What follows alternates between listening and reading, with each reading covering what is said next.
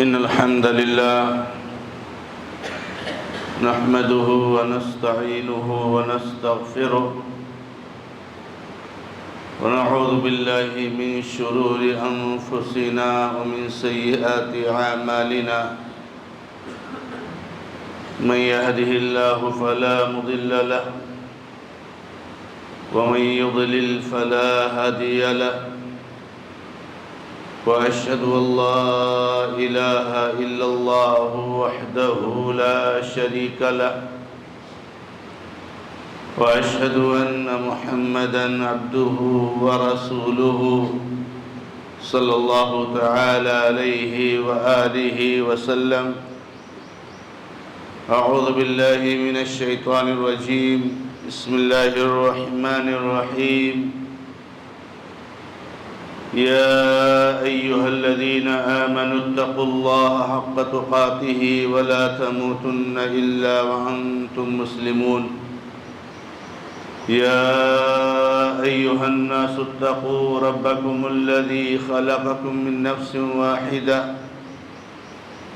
وخلق منها زوجها وبث منهما رجالا كثيرا ونساء واتقوا الله الذي تساءلون به والأرحام إن الله كان عليكم رقيبا.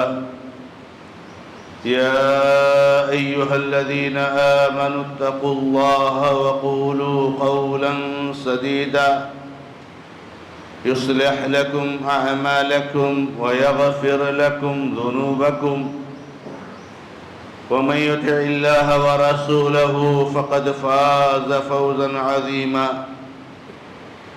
أما بعد فإن خير الحديث كتاب الله وخير الهدي هدي محمد صلى الله تعالى عليه وآله وسلم وشر الأمور محدثاتها وكل محدثة بدعة وكل بدعة ضلالة وكل ضلالة في النار. أعوذ بالله من الشيطان الرجيم. بسم الله الرحمن الرحيم. نحن أعلم بما يقولون وما أنت عليهم بجبار فذكر بالقرآن من يخاف وعيد. وقال النبي صلى الله تعالى عليه وآله وسلم أفضل الصلاة بعد الفريضة صلاة الليل وأفضل الصيام بعد رمضان شهر الله المحرم. وقال صلى الله تعالى عليه وآله وسلم صوم يوم عاشوراء يكفر السنة الماضية. معزز اور معقر دینی اور ملی بھائیوں، بزرگوں، نوجوان دوستوں اور نہایت ہی عزت اور احترام کے لائق ماں اور بہنوں، اللہ رب العزت کہ فضل و کرم اور اس کے احسان سے ہم اور آپ جس مہینے کی فضائل اور برکات سے مستفید ہو رہے ہیں، یہ مہینہ محرم الحرام کا مہینہ ہے، جس کی آج 5ویں تاریخ ہے، 5واں دن ہے۔ اس اعتبار سے جو 10 محرم الحرام کا دن آئے گا وہ 17 تاریخ کا دن ہوگا، یعنی جولائی کا 17 تاریخ۔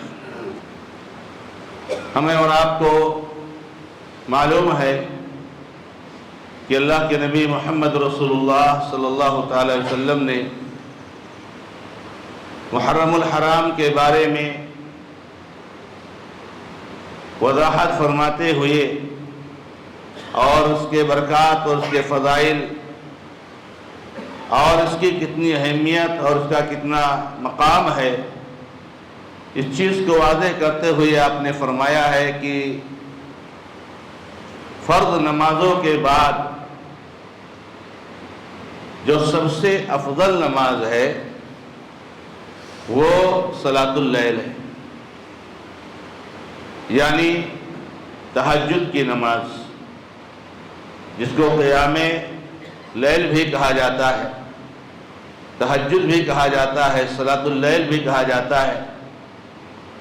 یہ سب سے افضل نماز ہے فرض نمازوں کے بعد، یعنی سنن، نوافل اور مستحبات میں تہجد کی نماز یہ سب سے افضل نماز ہے، جو کہ اللہ کے نبی محمد رسول اللہ صلی اللہ علیہ وسلم کا معمول تھا کہ آپ سال بھر 11 رکعت پڑھا کرتے تھے، چاہے رمضان کا مہینہ ہو اور چاہے رمضان کے علاوہ کوئی اور مہینہ ہو۔ اور جس نماز کے بارے میں جیسا کہ ہمارے بھائیوں کی عادت رہی ہے کہ وہ پوری کوشش کرتے ہیں کہ شریعت کی جو اصل شکل ہے اس کو کیسے ڈیمیج کیا جائے، اس کو کیسے خراب کیا جائے۔ چنانچہ تہجد کی نماز کے تعلق سے جو نبی علیہ السلام کی سنت ہے کہ آپ 11 رکعت پڑھا کرتے تھے، اس کو لوگوں نے 20 رکعت بنا دیا اور 20 رکعت کا اہتمام کرتے ہیں۔ اور افسوس تو یہ ہے کہ اس جرأت کو اور اس چیز کا جس کا شریعت اسلامیہ میں کوئی وجود نہیں ہے، اس کو اس شخصیت سے جوڑتے ہیں جس کو عمر بن الخطاب کہا جاتا ہے، جن کی ایک جھلک میں نے گزشتہ خطبہ میں پیش کرنے کی کوشش کی، اور کہتے ہیں عمر رضی اللہ عنہ کی سنت ہے۔ حالانکہ عمر رضی اللہ تعالیٰ عنہ نے نہ کبھی 20 رکعت پڑھی اور نہ پڑھنے کے لیے کسی کو کہا اور نہ باجماعت پڑھانے کے لیے کسی کو آرڈر دیا۔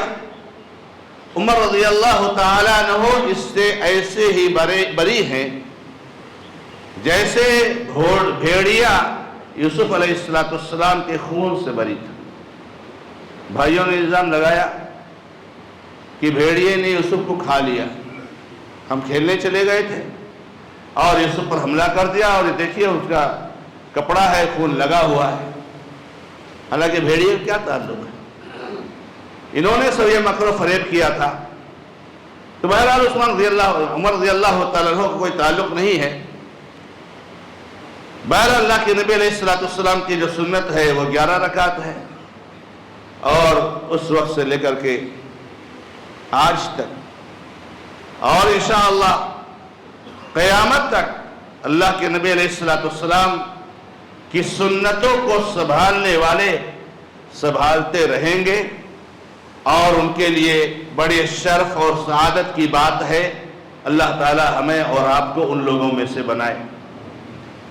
اللہ کے نبی علیہ السلام فرماتے ہیں کہ فرض نماز کے بعد سب سے افضل نماز تہجد کی نماز، اور رمضان کے روزوں کے بعد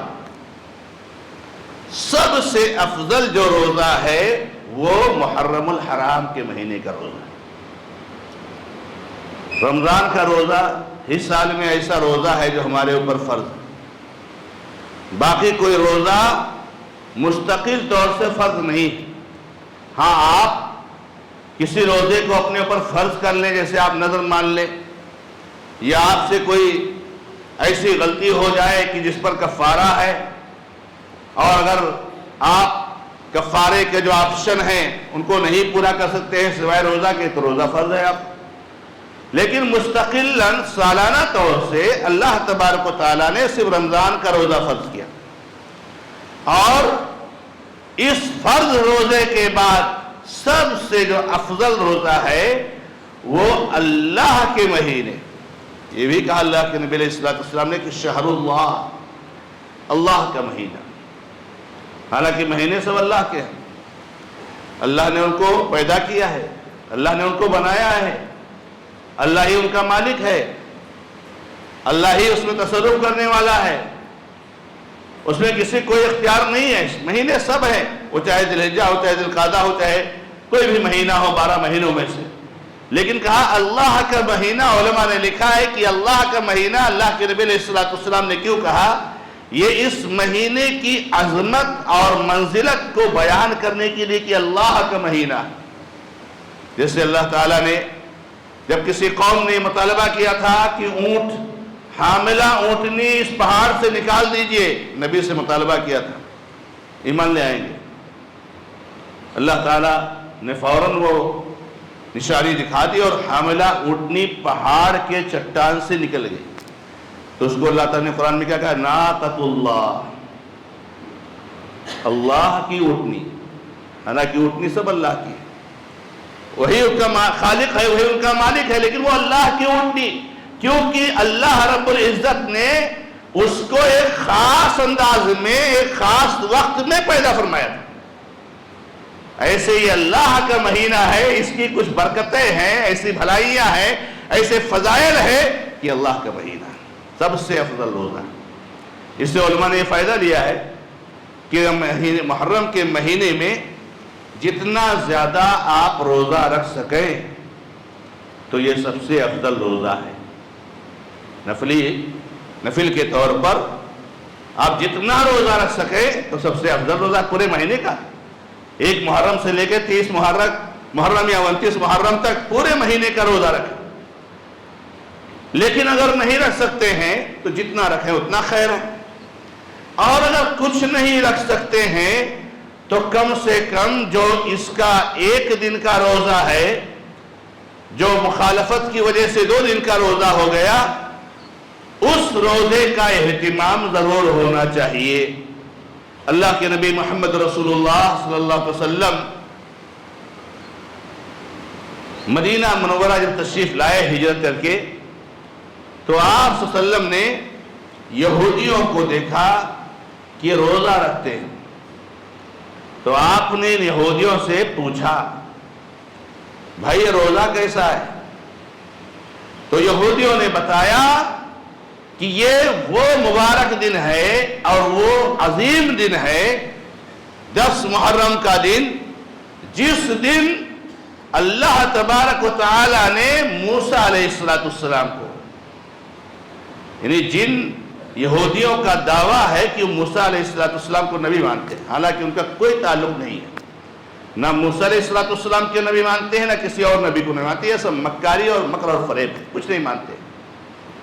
جو موسیٰ علیہ السلام کو نبی مانے گا وہ نبی علیہ السلام کو نبی مانے گا، کیونکہ موسیٰ علیہ السلام نے بتا دیا تھا اور کہہ دیا تھا کہ دیکھو ایک نبی آئے گا جس کا یہ نام ہے، جس کی یہ صفات ہے، اور وہ آخری نبی ہوگا، تم اس پر ایمان لے آنا۔ نہیں لاتے تو کہاں مانے آپ نے موسیٰ کو نبی علیہ السلام؟ تو موسیٰ علیہ السلام کو اللہ تعالیٰ نے فرعون جیسے ظالم سے اسی دن نجات دلائی تھی، اور فرعون کا ظلم تو سبھی کو یاد ہے اور سبھی کو معلوم ہے، اتنا بڑا ظلم اور اتنا بڑا ظالم دنیا میں شاید ہی کہ آج تک پیدا ہوا ہو۔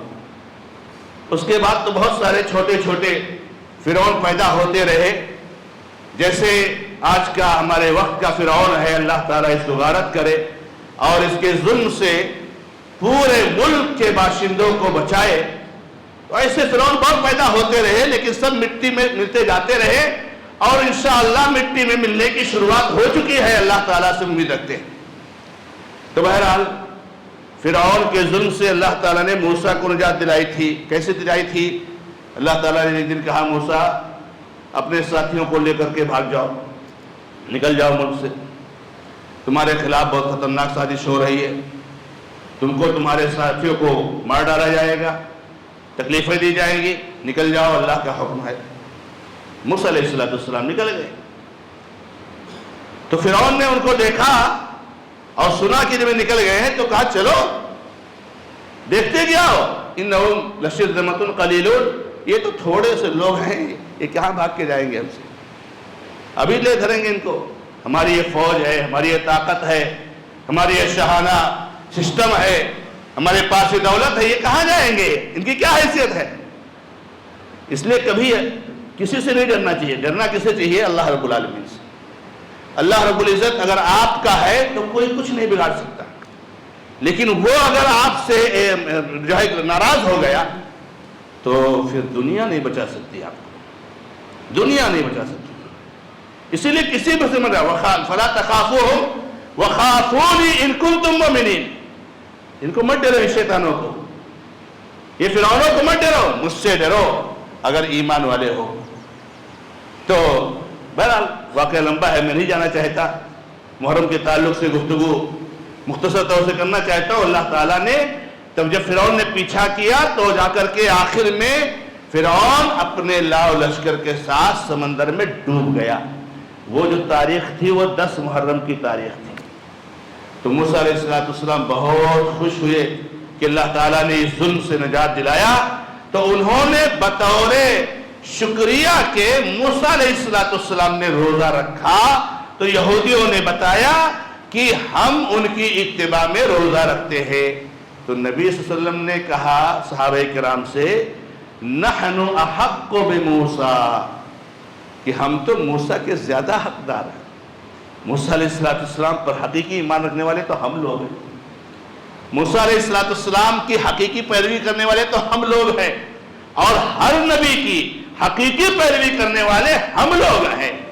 تو یہ موسیٰ علیہ السلام کی اتباع میں روزہ رکھتے ہیں۔ تو نبی صلی اللہ علیہ وسلم نے اسی دن سے خود بھی روزہ رکھا 10 محرم کو، اور سارے صحابہ کو حکم دیا، اور ایسا ماحول بن گیا 10 محرم کو روزہ رکھنے کا کہ صحابیات بیان کرتی ہیں کہ ہم 10 محرم کو اپنے چھوٹے چھوٹے بچوں کو، اس کو یوم عاشورہ کہتے ہیں، چھوٹے چھوٹے بچوں کو روزہ رکھواتے تھے، یہاں تک کہ اگر ہمارے وہ چھوٹے بچے رونے لگتے تھے تو ہم ان کو کھلونا دے دیتے تھے کہ تاکہ وہ دن گزر جائے اور روزہ پورا ہو جائے۔ آج ہمارے چھوٹے بچے تو بہت دور کی بات ہے، ہم کو ہی نہیں پتا کہ 10 محرم کا روزہ کیا ہے، اور اللہ کا لاکھ لاکھ شکر ہے کہ تھوڑا بہت شعور اللہ نے ہم کو عطا فرمایا ہے، ورنہ ہمارے بھائیوں کا حال تو بہت برا ہے۔ اللہ تعالیٰ ان کی اصلاح فرمائے۔ جہاں ایک محرم کا شروع ہوتا ہے کہ سبیلیں اور بریانی اور کھچڑے اور فلاں اور فلاں اور فلاں اور فلاں جب پکنا شروع ہوتا ہے تو 10 محرم تک اس کا سلسلہ ٹوٹتا نہیں ہے، دنوں رات کھاؤ، دنوں رات کھاؤ، اور صحابہ کرام کو گالیاں دو، اسلاف امت کو گالیاں دو، شرک کرو، تعزیہ کے نام پر جو ہے بت بناؤ اور آ کر کے اس کے سامنے سجدہ کرو اور اس کا طواف کرو اور اس سے دعائیں کرو، اس سے استغاثہ کرو۔ یہ اس امت کا حال ہو گیا۔ یہ مسلمان ہے جنہیں دیکھ کے شرمائے یہود، شرم آتی ہے کہ ہم کون سے مسلمان ہیں، ارے جس چیز کا خاتمہ کرنے کے لیے۔ بہرحال تو کہہ رہا تھا یہ کہ اللہ کے نبی علیہ السلام نے روزہ رکھا اور سب کو روزہ رکھنے کا حکم دیا۔ صحابیات اپنے بچوں کو روزہ رکھواتی تھی۔ آج ہمارے بھائیوں کہا جاتا ہے کہ بھائیوں چھوٹے چھوٹے بچوں کو روزہ رکھواؤ، ترغیب دلاؤ۔ یہ نماز میں مسجدوں میں چھوٹے چھوٹے بچوں کو مت لاؤ، 4 سال کے بچے، 5 سال کے بچے، 3 سال کے بچے یہ نماز میں ڈسٹرب کرتے ہیں، صفائی کاٹتے ہیں، لوگوں کی نمازیں خراب کرتے ہیں، مت لاؤ میرے بھائیوں۔ تو ہم کیا کرتے ہیں؟ نماز میں لاتے ہیں، روزہ نہیں رکھواتے ہیں۔ صاحب تو ایک حکمت سوچے آپ نے کبھی کہ صحابیات کیوں چھوٹے چھوٹے بچے کو روزہ رکھواتے تھے؟ کیونکہ وہ روزے کا تعلق دوسرے سے نہیں ہے، کسی کے دوسرے کا روزہ نہیں خراب ہوتا۔ یہ بچہ روئے گا، یہ چیخے گا، چلائے گا، کچھ کرے گا، کھلونا کھیلے گا، اس سے کوئی ڈسٹرب نہیں ہوگا۔ لیکن صحابہ کرام کے اندر یہ ماحول نہیں تھا کہ صحابہ کرام نے چھوٹے چھوٹے بچوں کو لے کر کے مسجد میں آتے رہے ہوں۔ کیوں؟ اس سے دوسروں کی نماز خراب ہوگی، مسجد گندی ہوگی، مسجد ناپاک ہوگی، مسجد کی حرمت پامال ہوگی۔ اسی لیے اللہ کے نبی محمد رسول اللہ صلی اللہ علیہ وسلم نے کہہ دیا جب آپ کے بچے 7 سال کے ہو جائے تب نماز پڑھنے کے لیے کہو اسے، اس سے پہلے مت کہو۔ مت کہو ان کو اس سے پہلے، جب 7 سال کے ہو جائے تب کہو، اور 10 سال کے ہو جائے تو اس پر ان کو مارو، 7 سال سے پہلے مت کہو میرے بھائی۔ تو اللہ کے بندو بہرحال روزہ رکھواتی تھی۔ پھر اللہ کے نبی علیہ السلام کے سامنے ایک مسئلہ کھڑا ہو گیا کہ اللہ کے نبی علیہ السلام آپ تو عاشورہ کے دن روزہ رکھواتے ہیں اور رکھتے ہیں، اور آپ خود ہی یہودیوں کی مخالفت کرنے کا حکم دیتے ہیں، تو یہاں مخالفت کا ہمیں موافقت ہو گئی۔ 10 محرم کو بھی روزہ رکھتے ہیں، 10 محرم کو ہم لوگ بھی رکھتے ہیں، آپ بھی رکھتے ہیں، تو ہم تو ایک جیسے ہو گئے۔ اہل بدعت اور اہل شرک اور اہل کفر کی یکسانیت بھی اسلام کو برداشت نہیں ہے، یاد رکھنا میرے بھائیوں۔ آپ ہمیشہ اس انداز میں رہو کہ آپ کے اور بدعتیوں میں فرق نظر آئے، آپ کے اور بدعتیوں میں معلوم ہو کہ آپ کچھ دوسرے منہج والے ہو اور یہ بدعتی منہج والا ہے، آپ کتاب و سنت والے ہو اور یہ جو ہے کیا نام ہے خرافات والا ہے۔ آج ہمارے بہت سارے بھائی کوشش کرتے ہیں کہ ہم ایسا کام کریں، اس طریقے سے رہے کہ ہم لوگ ایک ہی نظر آئیں، ہمارا نام اس طرح سے رہے، ہمارا کام اس طریقے سے رہے، ہمارا انداز اس طریقے سے رہے۔ نہیں، دیکھیے نبی صلی اللہ علیہ وسلم کو برداشت نہیں ہوا، اور صحابہ کرام کو پہلے برداشت نہیں ہوا، نبی صلی اللہ علیہ وسلم کو تو بات میں پہنچائی، تب نبی علیہ السلام نے کہا ہاں یہ تو بات بالکل حکم ہے، بالکل صحیح بات ہے۔ تو اگر اگلے سال، اب تو محرم جا چکا ہے، ہم نے رکھ دیا روزہ، اگلے سال اگر زندہ رہا تو انشاءاللہ 9 محرم کا بھی روزہ رکھوں گا۔ اگلا سال نہیں آیا کہ اللہ کے حبیب محمد رسول اللہ صلی اللہ علیہ وسلم اس دنیا سے رخصت ہو گئے، لیکن آپ کی زبان سے یہ نکلا ہوا ارادہ، آپ نے 9 محرم کو روزہ نہیں رکھا ہے، تمنا کی ہے، خواہش ظاہر کی ہے، رکھنے کا ارادہ ظاہر کیا ہے، وہ مستقل سنت ہو گئی، وہ مستقل سنت ہو گئی، قیامت تک کے لیے مسلمانوں کے لیے سنت ہو گئی کہ 10 محرم کے ساتھ ساتھ 9 محرم کا بھی روزہ رکھے، اور اگر روز 9 کا نہ رکھ پائے کسی وجہ سے تو 11 کا رکھ لے تاکہ یہودیوں کی مخالفت ہو جائے۔ یہ آپ کا ارادہ تھا، اور یہاں تو جو نبی صلی اللہ علیہ وسلم نے پوری زندگی آپ نے جو ہے عمل کیا ہے، جیسے میں نے تہجد کے بارے میں گفتگو کی کہ نبی علیہ السلام کی اماں عائشہ کہتی ہے پوری زندگی گزر گئی، آپ نے 11 سے زیادہ نہیں پڑھے، وہ بھی سنت ان کو نظر نہیں آتی۔ یہاں ارادہ ظاہر کیا تو سنت ہو گئی، اور وہاں پوری زندگی آپ اگر صرف کیا نام ہے مدینہ کی زندگی لے لے، 10 سال تک اللہ کے نبی علیہ السلام تہجد پڑھتے رہے، حالانکہ آپ اس سے پہلے پڑھتے رہے، وہ سنت نظر نہیں آتی۔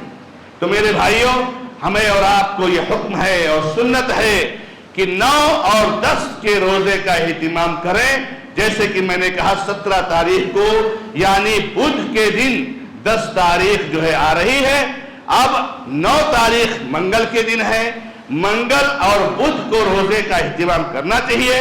ہمارا کوئی بھائی اگر منگل کو نہیں کر سکتا ہے، یعنی 16 اور 17 جولائی کو اگر 16 کو کوئی نہیں رکھ سکتا ہے تو 17 کو رکھنا ہی رکھنا ہے، آپ 18 رکھ لیجئے 17 کے ساتھ۔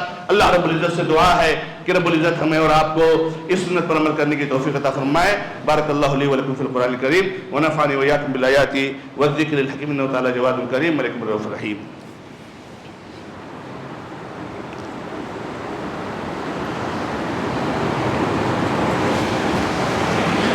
الحمد لله رب العالمين واشهد ان لا اله الا الله وحده لا شريك له واشهد ان محمدا عبده ورسوله صلی اللہ تعالی علیہ وآلہ وسلم۔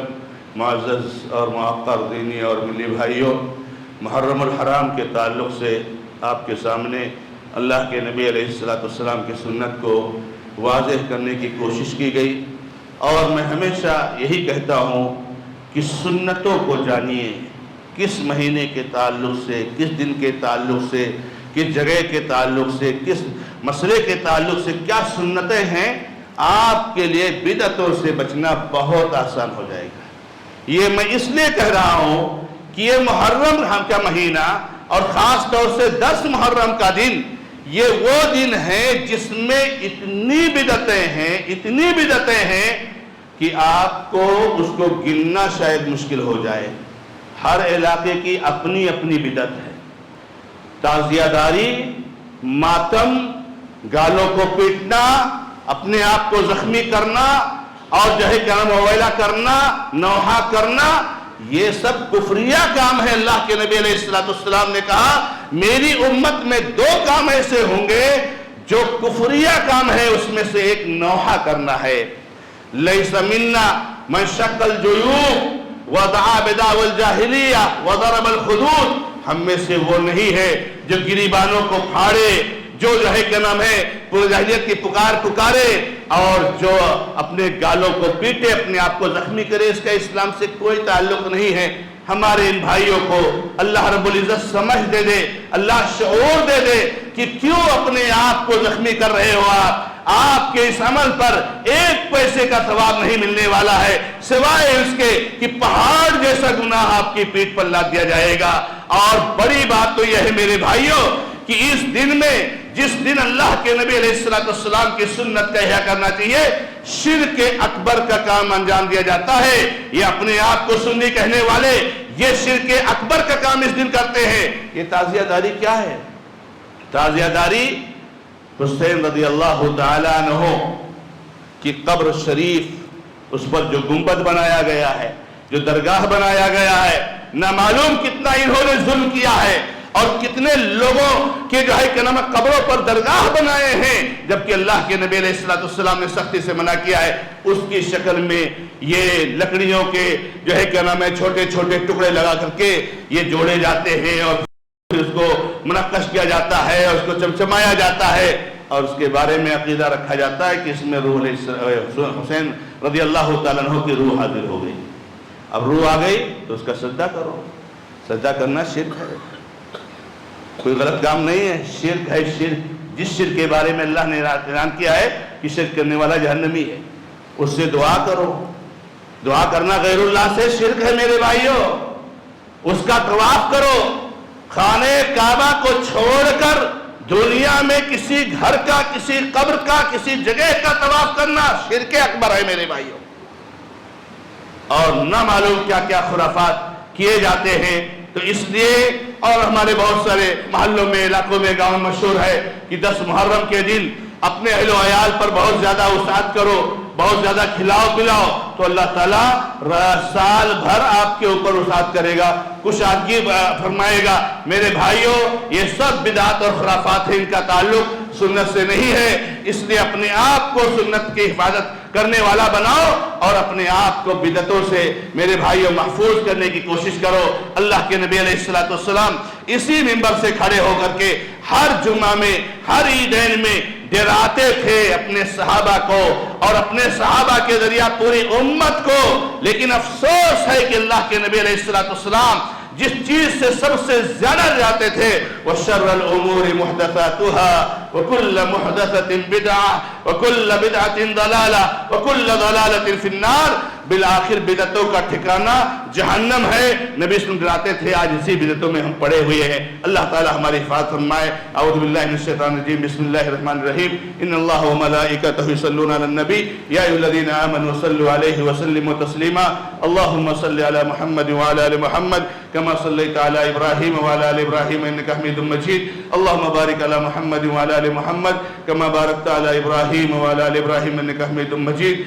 ربنا ظلمنا أنفسنا وإن لم تغفر لنا وترحمنا لنكونن من الخاسرين. ربنا آتنا في الدنيا حسنة وفي الآخرة حسنة وقنا عذاب النار. ربنا لا تزغ قلوبنا بعد إذ هديتنا وهب لنا من لدنك رحمة إنك أنت الوهاب. اللهم اغفر لنا وللمؤمنين والمؤمنات والمسلمين والمسلمات. اللهم ألف بين قلوبهم وأصلح ذات بينهم وانصرهم على عدوك وعدوهم يا رب العالمين. اللهم عليك بأعدائك وأعداء الدين. اللهم عليك بأعدائك وأعداء الدين. اللهم عليك بالظالمين الغاصبين. اللهم إنا نجعلك في نحورهم ونعوذ بك من شرورهم. أقول قولي هذا وأستغفر الله لي ولكم ولسائر المسلمين فاستغفروه إنه هو الغفور الرحيم والحمد لله رب العالمين.